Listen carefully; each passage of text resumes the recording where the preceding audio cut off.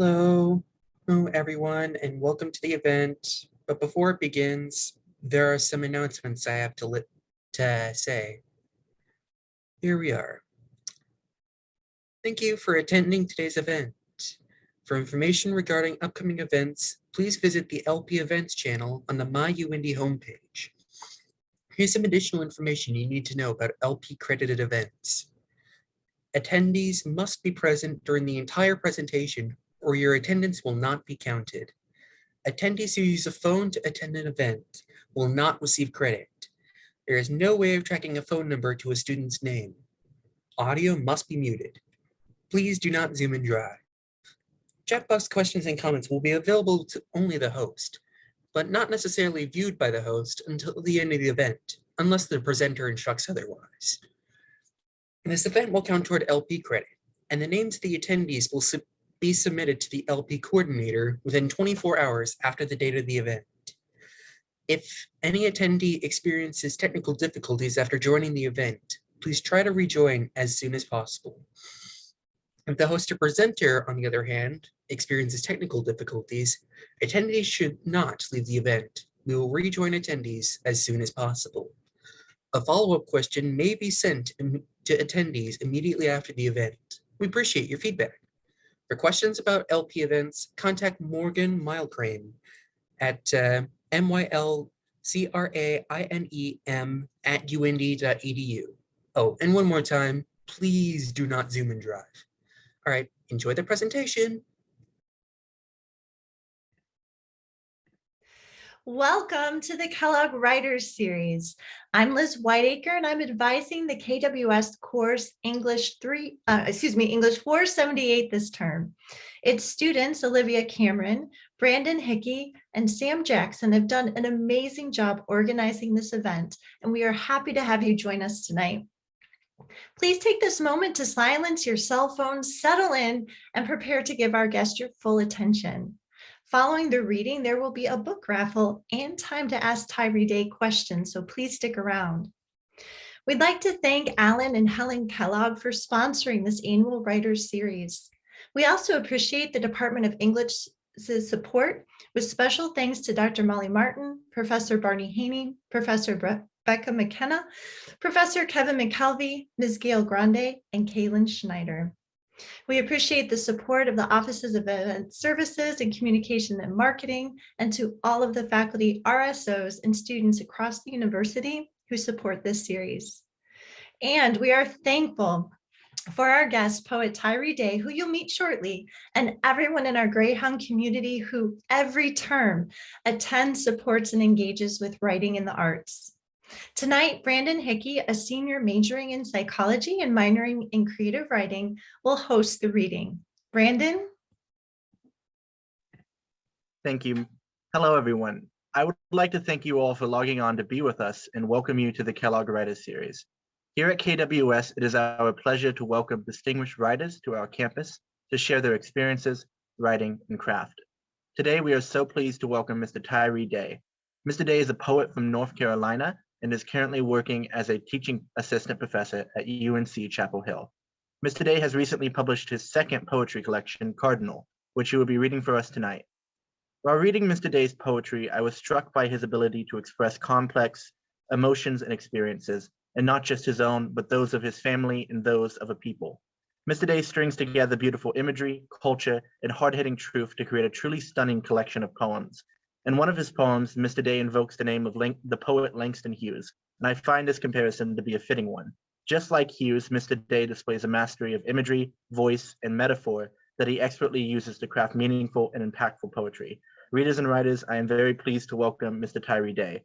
Mr. Daye, whenever you're ready. Wow, that was such a wonderful, first, I have to say those were wonderful announcements. I didn't know what half of that meant, but it was nice to my ears. We've been talking about language all day. Also, that was such a wonderful introduction.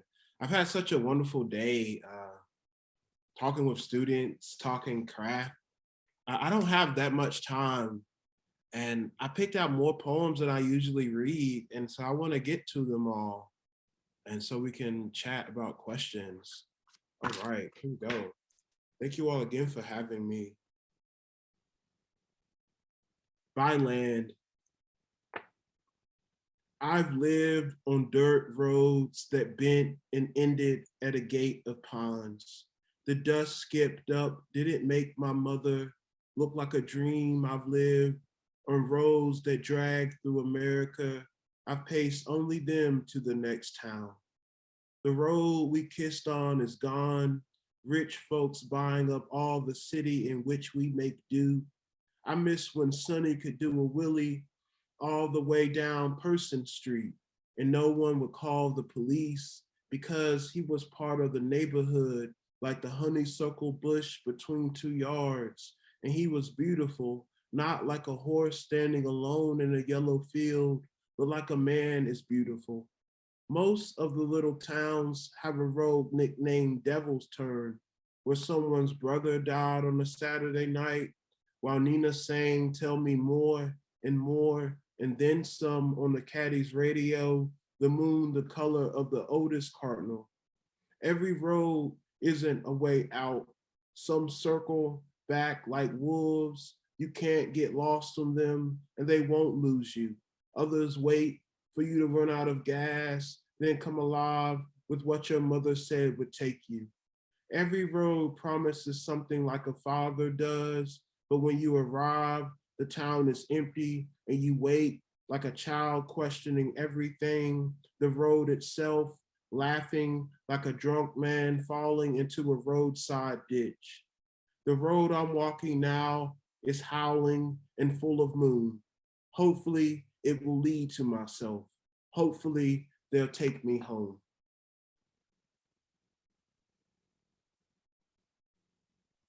Miss Mary Mack introduces her wings. My name is Miss Mary Mack, Mack, Mack. You sing it, my name. I turned into a bluebird last summer. I flew through all the South. My wings are blue and I touched the sky. At first, I decided I was never coming back. I took off my black house dress. I knew freedom was not the act of flying, but the steady beat of wings. It was my steady black, blue, and my blues were gone. I wanted to be a bird and became. So I wrote Cardinal while I was in Massachusetts, Lenox, Massachusetts, my first time outside of the South. And so the book, I know many of you have read it, and so the book has this constant pull, right? I really couldn't start writing about home until I left it, which is the case for a lot of writers, right? It allowed me to get really close from it, right? Having this view from way back here.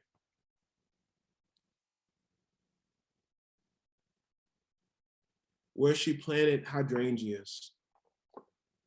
My grandmother migrated from South Carolina to North Carolina with 3 children, a sister named Betty Lee, and a best friend named Lou.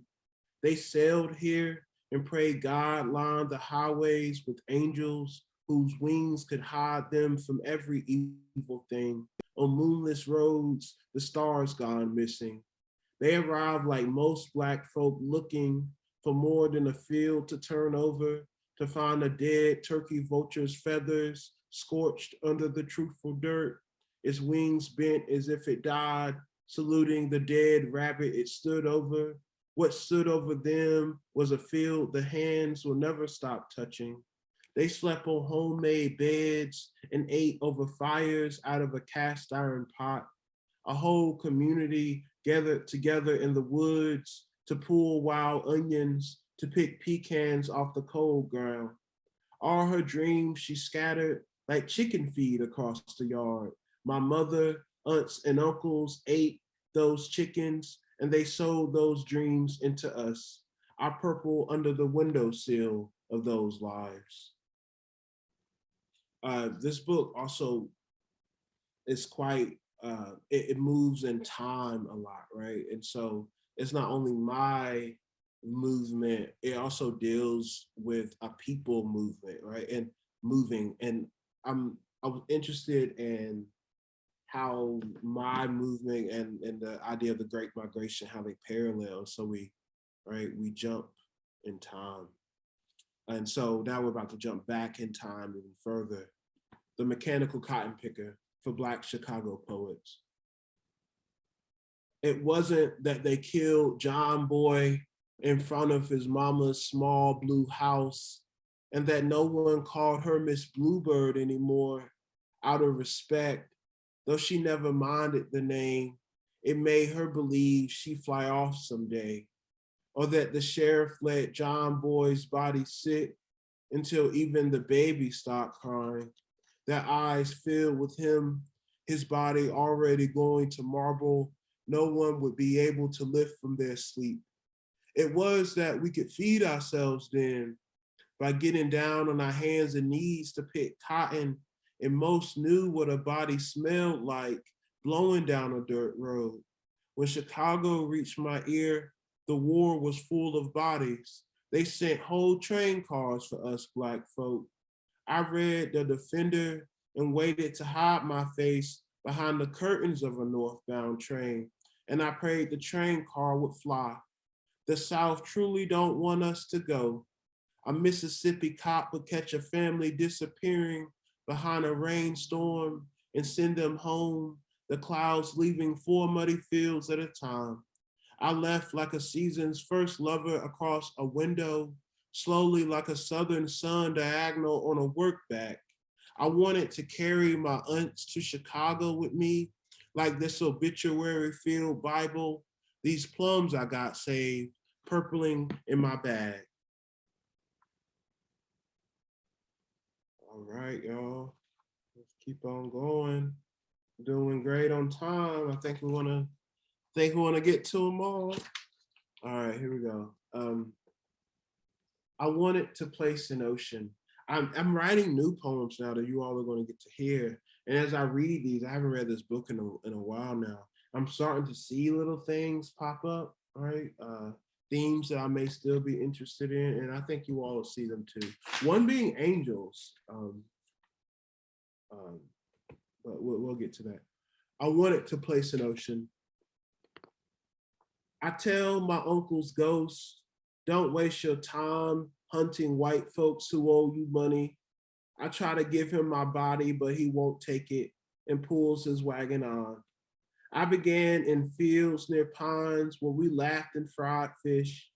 If someone were to sing, it would grow through each ghost and be heard as geese crossing overhead.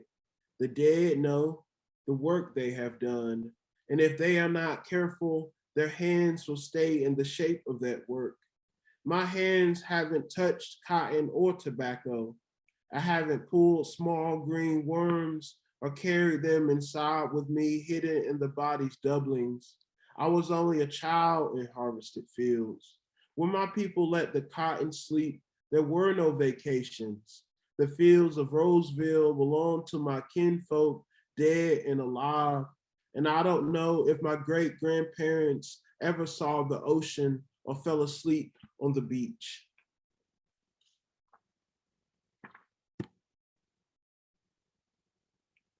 It's so funny to be reading to 106 people in my kitchen. Y'all out there? Just kidding.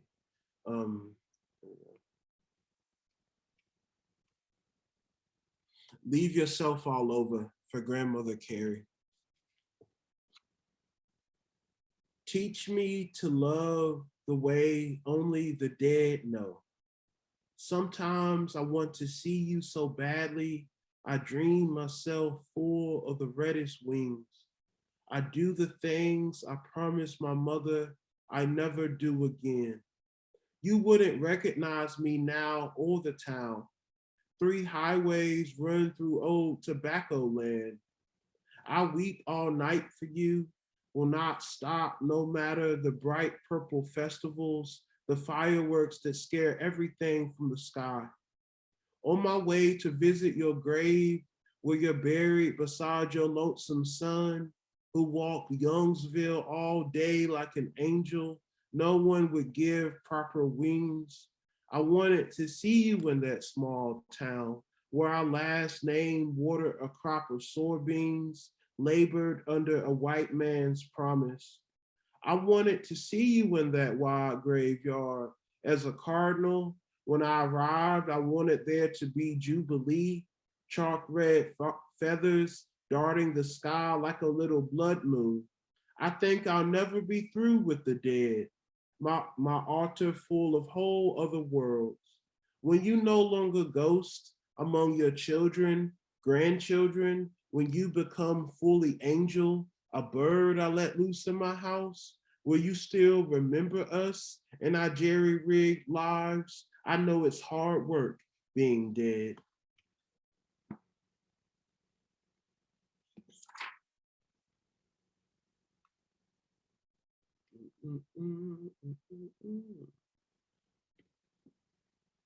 I don't know what happens to fields. I've never left this clay. I built a man with it. He walks around breathing and drying out. I've made whole days out of fields. I lay in as a child. The woods around them have marked me with ticks behind my knees, scars like kisses by the smallest mouths. The train leaving Youngsville smells like my grandmother walking into the open air of a dream. Tracks all over America have bodies under them, still dreaming of mothers and babies. I found clay in the softest spot of me. I pulled it off. I molded it into a splintered myth, rolled it down the hill generations long. So many thumbs pressed into me. From which I flew. Only together, holding their hands in silence, can I see what a field has done to my mother, aunts, and uncles. The land around my grandmother's old tin roof has changed. I doubt she recognized it from above. How many blackbirds does it take to lift the house? I'll bring my living, you wake your dead. We have nowhere to go, but we're leaving anyhow, by many ways. When they ask why you want to fly, blackbird, say, I want to leave the South because it killed the first man I loved, and so much more killing. Say my son's name. His death was the first thing to break me in and fly me through town. His grief, if grief has a body, it wears his Dodgers cap and still walks to the corner store to buy lottery tickets and Budweiser 40s. I don't like what I have to be here to be. All the blackbirds with nowhere to go keep leaving. I haven't read from this book in so long. Thank you all for making me pull this out because I'm seeing all these connections, right? And these connections will hopefully help me grow the new work. All right, maybe one more from this book. Let's do two more. This is a little short one. On finding a field. I've been looking for you so long. I need you so much. And it snowed my woes. Check my shoes, my purple hands. I've been looking for you. And can I plant my heart somewhere in your mud? May I lie down a while under your magnolia, under the magnolia in your middle? Can I dig you up? I've carried these grandmothers and uncles for 28 years, my skin wrapped bones and my turning over head, and I need to put them down. All right, this is a poem that Brandon mentioned, Carry Me, after Langston Hughes. That was the first book of poems I read. My mom bought me Langston Hughes Collective, a senior in high school. And I think that's my foundational poet. I think you can hear that.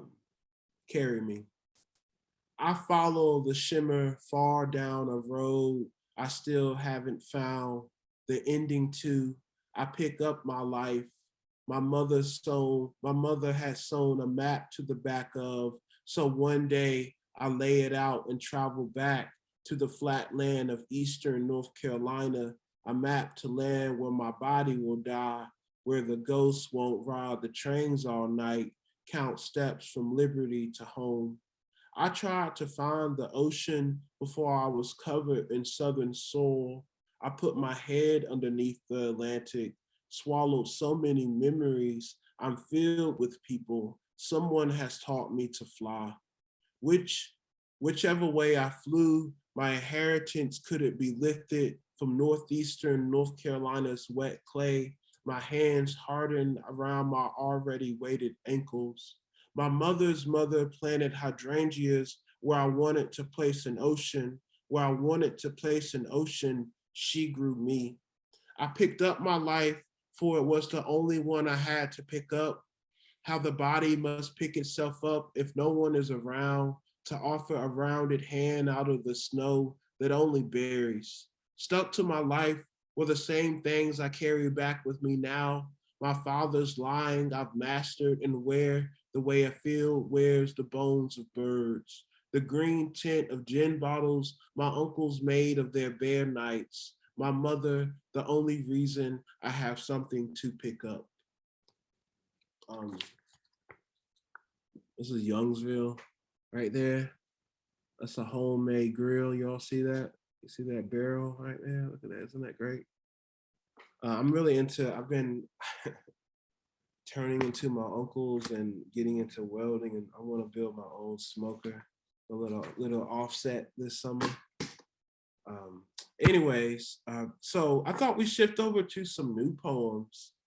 I've been interested in building a town, thinking about a book of poems as a town. And I'm sure where you are, I'm sure many of you, in these small towns, what happens in one house can affect, houses 3 doors down. There's all this intimacy in these small towns, right? In this space. And I'm really interested in that intimacy and the chorus of people in a town and all these characters. I think that's enough to give you, okay? Okay. You all know, you should all go look up Valerie June after this. And you should go listen to Valerie June, maybe sing, go listen to Valerie June sing Long Lonely Road, or listen to Valerie June sing Love You Once Made. That's the tone I'm reaching for in these poems, okay? Do-si-do. In purple rain boots, Yvelle started what would become our town song. She put one little foot down, then picked it up again, quickly slamming down the other one. Thunder, someone turned around and called it. Yvelle made thunder 4 times in a row before Joanne started to stop the music, but the storm's rhythm caught something cornered inside, something older than the hill itself. It was made out of a language we had no home for in our mouths. We knew it was saying, I love you. It was known and unknown. It made Joanne clap in the middle of the tiny ancient storm. Then the storms did as storms do in the Southeast. It got caught up in the trees, and the trees played the song on a constant loop from their leaves. It was the song the dead knew. Uncle Gig's ghost finally left the no-account chickens alone and added a low ghost hum to our Black Road song. The song sounded like sorrow, a Sunday when nobody died. Sorrow, a Sunday when nobody died, the song went on, and people came out of their frog-croaking doors, filled their windows with animal parts from deep in the woods, the comb of a chicken, half of 3 hinds, 2 dried hearts, the jaw of a bird, They put the song sorrowfulness in a bigger bowl. They made the syrup sweeter and the Sunday longer. Serve sorrow a Sunday when nobody died for thousands of years, the song curled on. It spoke of each person in this train tracked over town. The tomato women heard it from the sandy loam they grew their tomatoes in. They never heard the soil speak such words before, were hesitant to put the dirt in the pot to lift it from the ground, which bounced like a house speaker. When the sorrow got to the oldest people on the hill, they said it reminded them of hungrier times, of their mothers' half asleep songs, sung to them as navy bean eating children. The song went on and never stopped, the moon touching too much of the sun. Joanne knew, like mamas sometimes know, what the song was made of and how it got in her baby's legs. Yvelle was Jimmy's through and through. All that carrying around Jimmy do with the dead now gave their brown child gifts, and God had a sweet plan for her, Yvelle, that made her worry and made her hand move away a bit of sky. Mama's poem. Mamas of their mama's God, mamas of cantaloupe and tomato seeds, timber cutting mamas, mamas who bound sticks with wool and called it a hand, mama said to reach back with. Mama helped cousin Tay, scared of birds all her life, touch the wing of a robin as it flew along the car. Mama's ready to flutter away from here, but mamas stay. Mothball laying mamas, killing every snake in and out of their yards. Mamas of the land that's been flattened out, the Black Valley gone. Mamas who dance under the floodlights of a Friday night like pine needles do when burned by a child with their mama's lighter. Mamas who sung what they could not name, then would pass that song on to you. Mamas talking to dead husbands and nieces all night long, turning over Ancestor Hill looking for them. Mamas who rivered us clean, mamas who would and wouldn't strike their children, mamas who made themselves smooth as pond stones and circled their eyes.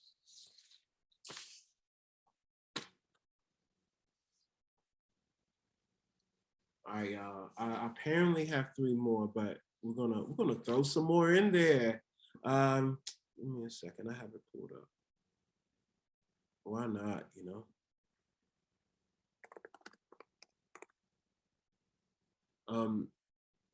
I'm hoping to have a version of this book by the end of the summer. The summertime is like my time to really start sitting down with the project, right? I'm not teaching. It's like my chance to really focus on my own work. So I'm really excited to see what happens. The matter of things. I'm telling you the plain truth. You would think a town with this many poor folks peeling potatoes was unhappy, but getting off the sun bus, my mama was waiting there with the other mamas, thick piece of maple at her hip for any Carolina dog between here and where she's covered my room with 1,000 plastic stars. We are citizens of their upstairs laughter and their tears clear as Tupperware, carried to 2 jobs, cleaning office buildings 4 nights a week.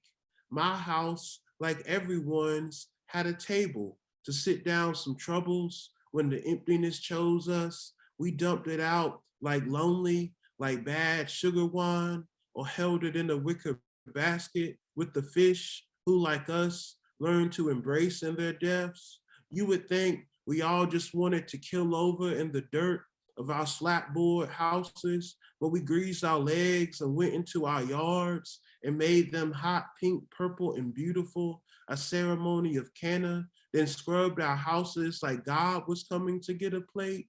You would think we didn't have time to plant flowers and flour biscuits, but every thumb here has dough under its nail and is priest green.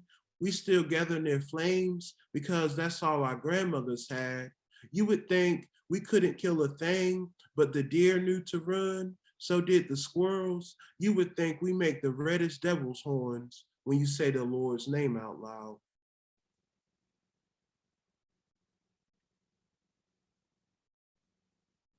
All right, doing good. Jimmy on the loose. Jimmy was known like a dog in the neighborhood is known to bite anyone, will carry your child off into the woods. So when God sent the hurricane to flood his powder blue Mustang, we all slapped the darker part of our thighs and laughed. We see him walking to the corner store, even when the sun was at its highest, his dog tongue hanging out of his dog mouth. God served Jimmy right, we said out loud to no one. Wish God flooded Jimmy too.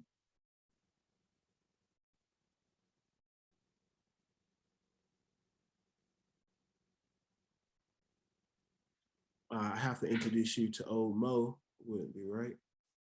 Burying old Mo mighty hard. In the end, crazed, keeping the lights on all hours, like a one-man casino, a man betting on death. He called for his dying, hoped his dying will run out of the night like a primordial dog, renewed from digging up the town's cemetery, soil tracking up his old tan house.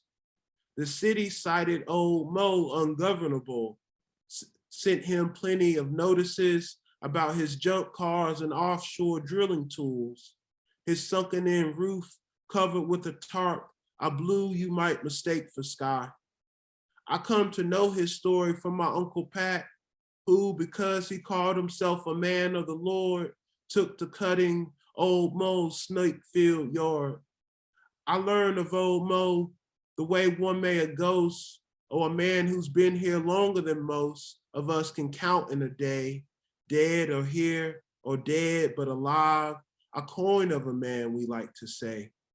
Old Mo's family was some of the first Black folks settled on the hill. His blended pear and apple wine could calm the pulse of a rabbit, could change the mood of a snapping turtle snap. Now he was old and ready to go, 140 feathers and ready to fly away from here. Thought he started something simple that would take him out like it did his mama and daddy, quiet as heat lightning. He thought even the ground against him, as it grew every tomato and watermelon seed he spit out his window. If he touched anything dead in the street, it jumped back to his feet and thanked him. Old Mo, full of life and scared to death. So y'all see here, I've just been having a lot of fun. I feel like this is also somehow connected to my grandmother used to keep me when she was alive when I was younger, and we would always watch Bob Ross. And I feel like really that's what I'm doing is making little paintings for you, you know? And even in their tone, they feel like a Bob Ross painting. All right.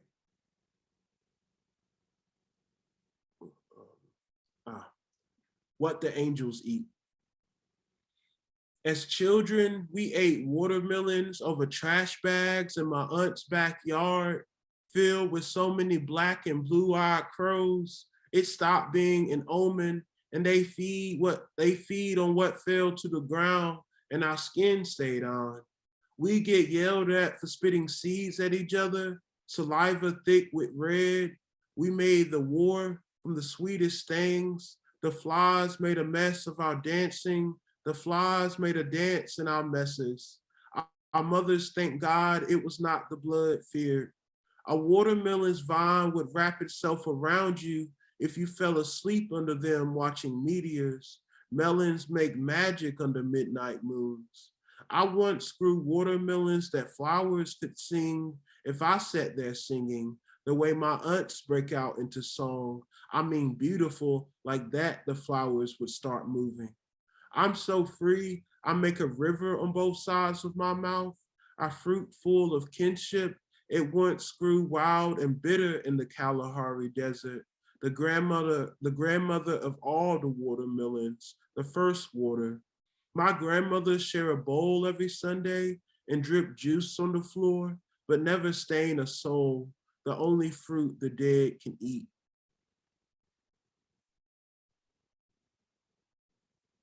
Begin with me, after Lucille Clifton. I began like you with what I was given, a mama, a third a daddy, and a little brother I loved like a corner piece of heaven. We were a poor people given nothing. We had to earn our life like we wanted our life. I knew my mama's voice through all the other mama's voices. I knew my little brother's line like I know my father's line. Same song, higher key. I am alive, living near some graves I share the last name with. Death will make a space for you. There's love in that. I asked you for forgiveness before the moon touches us, and I made what I said true. I walk into my very own home. I am a black bell ringing into a void I truly fear. All right, y'all, I'm gonna save a little thing at the end. We got 3 more. Thank you all for listening. This has been fun. Angels come down from heaven. Angels asleep in my mama's pantry, wings stained black with molasses, so they have to spend a few days with us on the ground, letting the cane melt in the sun. They keep us up chanting the chorus of a Valerie June song, wings strumming the side of our house like a guitar. The way they made their way to the corner store, hanging out with the bottle passing old men, then later kissing their faces while they slept. One angel would hold you down while the other scrubs you clean the night before you died. Or they throw sand in your eyes and send you to hell. Angels smug as birdless snakes. An angel would witness a child will their will so holy it would lose its mind and steal a lamb or any soft white animal just to leave it dead in someone's yard. An angel like a storm comes smiling down the road, and we run inside hollering mercy, the angel hollering back, mercy be. All right, y'all. Town Day on the Hill. I'm sure in little towns, like you all had a town day, right, where we celebrate the town. Here's a town day on the hill. There was a song memorized. It ended with a rattle, song itself up under blankets into dreams. People in town filled a street with the history of filling. A street crooked is Aunt Coo's factory's fingers. They shouted beets, berries, carrots, plums. White people came and took our grandmother's peach preserves home. The children performed dances decorated in duck wings, made out of style drapes for the dead. Tears sleeping in our eyes like round-cheeked babies as we watched. Everyone's dirt yard swept of skeleton, debris, and grief that arrives as snakes, the color of wood ash or fresh dark. The dogwoods were brought in from the wild. The limbs carried a hint of hawk. I smell more like a tongue. If we remember to rest, the fruit tree is a shade tree. It drops pecans, some pie them. It brings the people whose love is thicker than school books together, whether they're poor or scared. If we remember our uncle's lessons and pray over the pie, we remember our aunts and dance. All right. Last poem, Friday Night on the Hill. The gentle women are not so gentle when you ask them to do your hair last minute. Their fingers waited with the week. It started with a pinch of wine, then the cake arrived. Someone hungry and out of luck scrawled, that God no more, and the rest of all the Fords in town. So close to death on a Friday night, we could get downright animal, lonely as the only thing wounded in the field, surrendering to a piece of plywood made dance floor. I watched spirits entering a one-room boarding house. The youngest of us wanted mostly to be held for a minute by our mamas or an older favorite cousin while they kicked dust to raspberry beret. We touched the coins of light on our bodies from Uncle Duck's disco ball, the chicken thawing on the river-colored counter. Have you ever seen Black folks shimmer under floodlights in summer? We are beautiful. You would think we grew out the precious ground. There's a place on the hill we can go. It's hurt me in so many ways, but tonight it loves me. And I'm sure as the moon raises the dead, it will roll and love you like a hill should. Thank you all so much.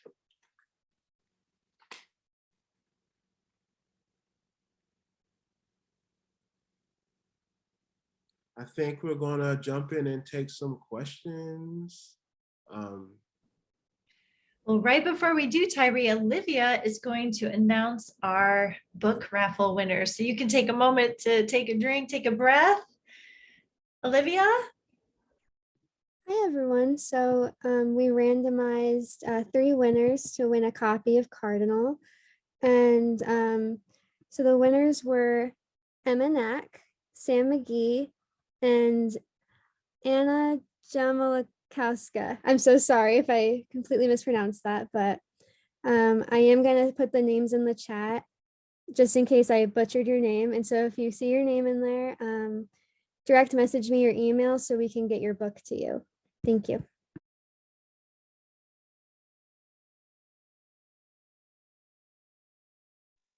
Okay, so we are going to move into taking questions. If you want to type them in the chat or in the QA section, I will read them off to Mr. Daye.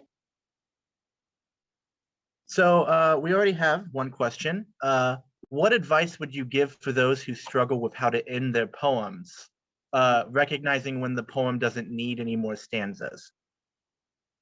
That's such a great question to start off with. Yeah, I was always taught, and it still remains true, that a poem's ending should feel like a door being opening, right? Like someone's opening a door. Or I'm sure on your campus you have the bell, that bell that goes off, right? That ringing out. And a poem shouldn't end like a bow, right? That we're trying to wrap everything up, and which makes sense, right? If poems are about what it is to be a human being, right? There's nothing in our life that we say we can put a bow on, right? To say, that fits all together. And so a poem, it makes sense that a poem would work the same way, right? So, how do you end a poem with a door opening? Maybe you end a poem with a question, right? Maybe you end the poem with an image, right? You go back and look at a lot of these poems, right? My poems end in images, right? And I'm sure as the moon raises the dead, it will roll and love you like a hill should, right? So we end this poem rolling down the hill, which in my mind, the hill doesn't ever stop rolling, right? So an image can do that, a question can do that. A statement can do that. I think of James Wright's poem, Lying in a Hammock, right, in William Duffy's farm in Pine Island, Minnesota, right? And that poem ends, I have wasted my life. And so you can end a poem like that with a big statement that also feels like a door that's being opened. So another question we have is, how did you get the confidence to share your work?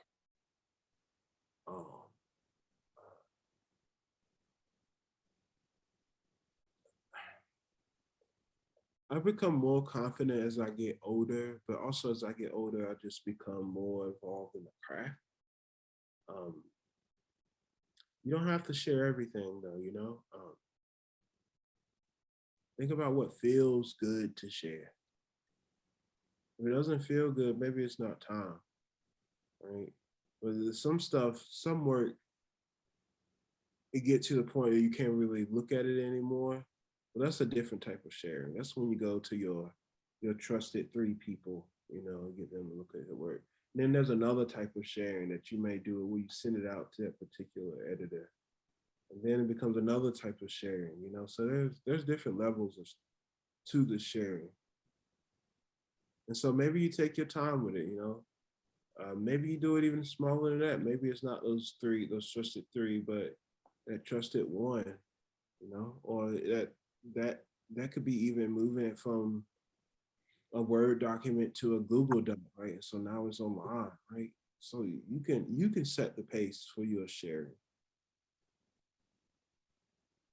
Another question, are there any musicians who have inspired your work?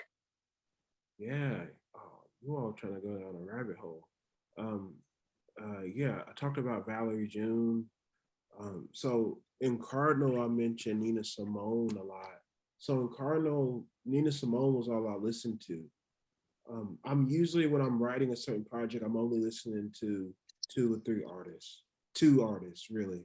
And so for this project, it was Nina Simone, and because that's a tone I'm reaching for, and so tone is in terms of the images that show up, the way I talk about subjects, right? The consonants I use, the vowels that I use. I'm thinking about Nina Simone. I'm thinking about that old sound, that moaning sound. This new work is it's Trey Burt and Valerie June. It's that, though I'm not from Tennessee, it's that Tennessee mountain town feel that it's fiddles. That is the tone I'm reaching for. I think Do-Si Do is a poem that gets close to that. Though I hear a fiddle in the background of all these poems I'm reading, the new poems. But yeah, it's always for me. I'm music helps me reach for certain tones. So it's always a few artists that I hear I want to do that, or just the poems will start announcing theme songs.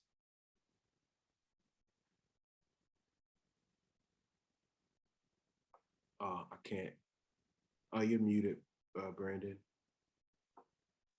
My apologies. The next question is, how do you balance the raw emotions of a first writing with refining it later? Which do you personally prioritize? Oh, that's such a great question. I write for music, I edit for logic. So when I'm writing, when I'm first writing, I'm not thinking. I'm letting the sounds lead my hand. When I sit down to revise, that's what I'm thinking about. How is this metaphor really working? What are the smaller and larger worries of this poem? Is this poem risking anything? That's a great question to ask yourself about your poems. Are they risking anything? Are you risking revealing anything about the speaker? I think when you're first writing, especially in a notebook in particular, that physicalness of writing, maybe we're a little more attracted to that. I will say, I wish I could just send my editors my notebooks as my book, because a poem loses something once it goes from that physical handwritten thing to the screen. I think we gotta wait for it to become a book again, becomes physical again. Hopefully that's. Another question we have is, does most of your inspiration come from real life experiences of yours, or from your imagination, or perhaps the media? No, real life and imagination. So my poems work like this. These memories that I have, I feel like there's almost like hidden messages in them, and it's my job to go back and show to make them happen on the page, those memories, and so I can look for those hidden messages, and those hidden messages become the meaning, right? And so these geese that fly by in North Carolina all the time, well, if I remember them when at a fish fry, they become much more, right? I try to use them as some message, right? And then that's what I do. Go back, in the memory that creates the imagination, I use that to make meaning of where I am in the present.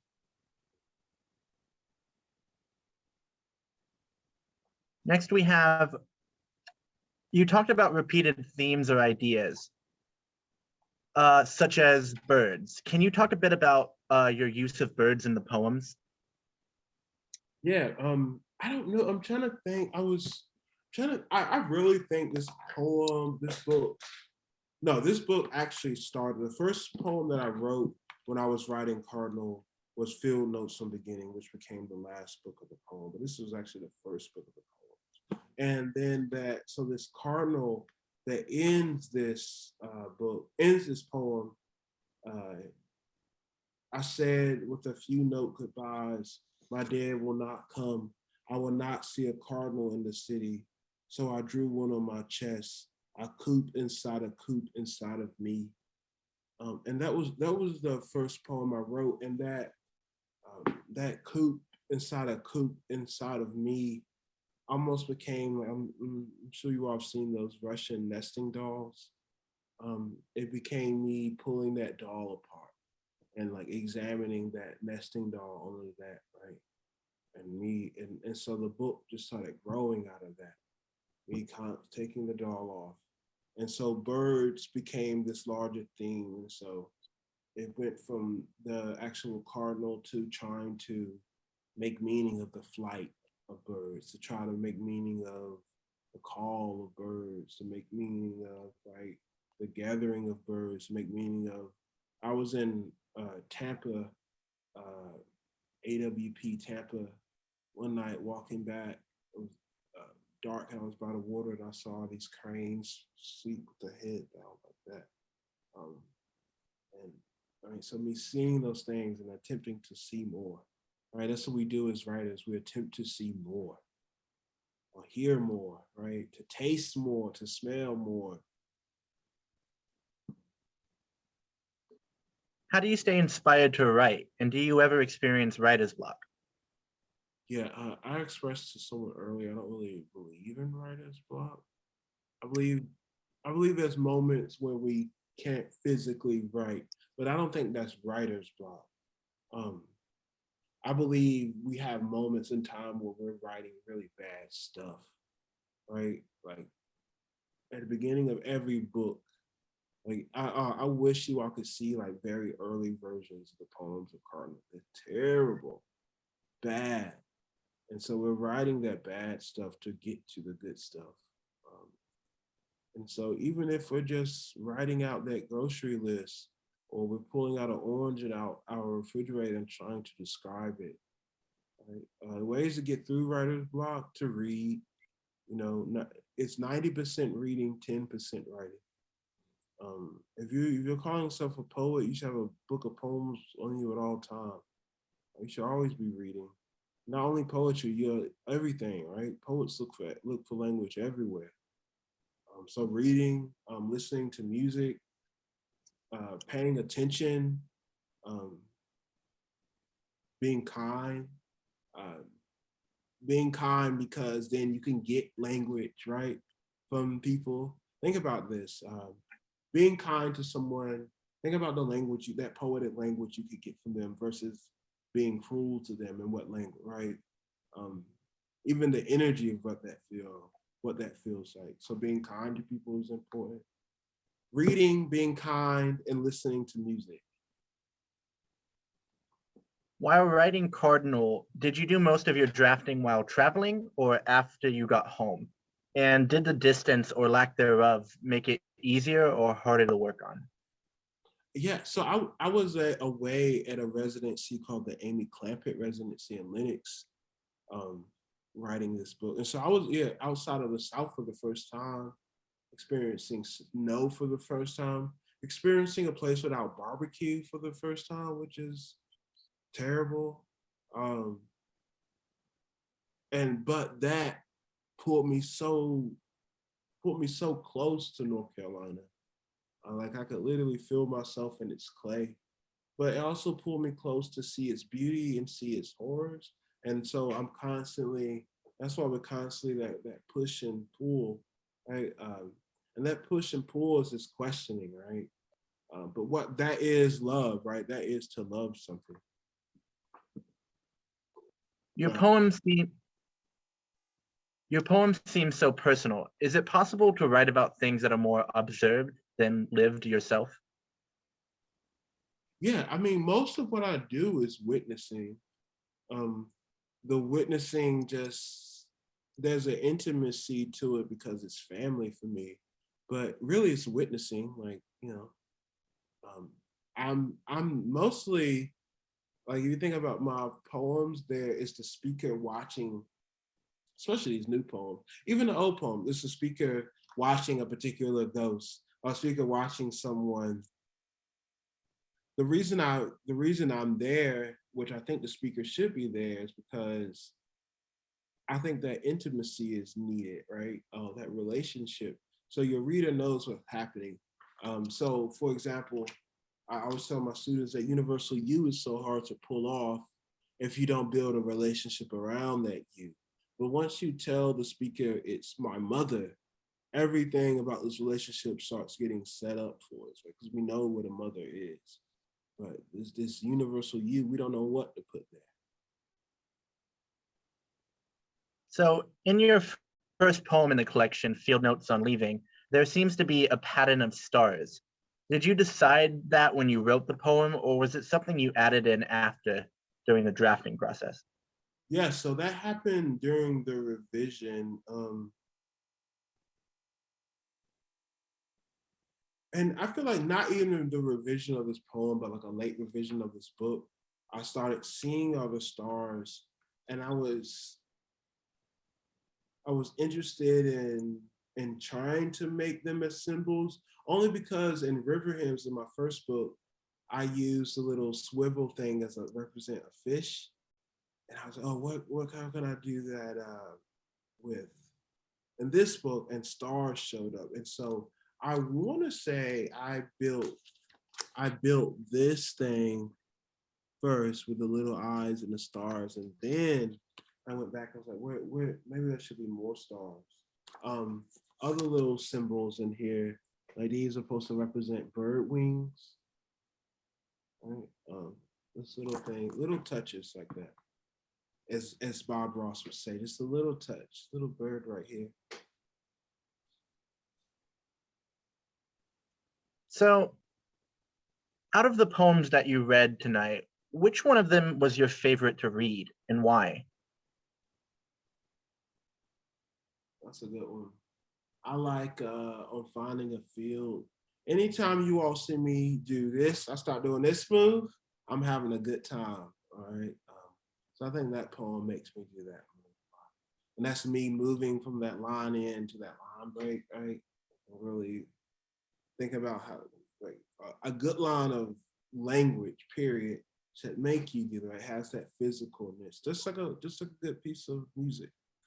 And so when I'm doing that, and I think I do that on Finding a Field, I feel like that's what I'm most.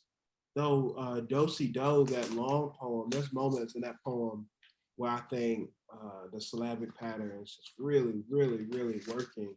And so I'm like in that, I'm in that mode.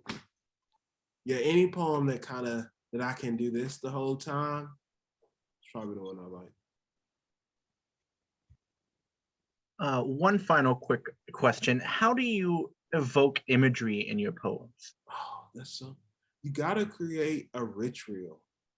Write a little ritual for yourself, whether that's going on your back porch to write.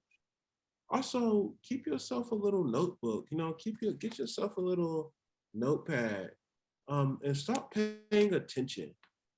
When I was a young writer, I thought I had to look for the giant image, right? The hawk carrying a shark carrying a baby. That's not what you need, right?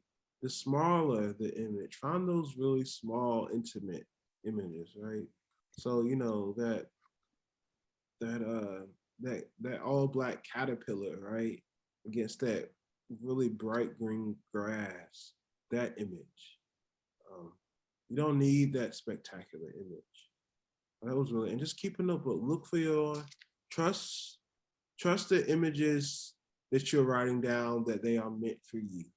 I think that's the biggest part, is trust and faith. Thank you. We are at time. Another thank you to Mr. Daye for sharing his poetry and answering our questions. And thank you to everybody who logged on to join us tonight. All right, have a great night, you all. Go out and look for some images. Well, it's kind of late. Maybe stay in and look for some images.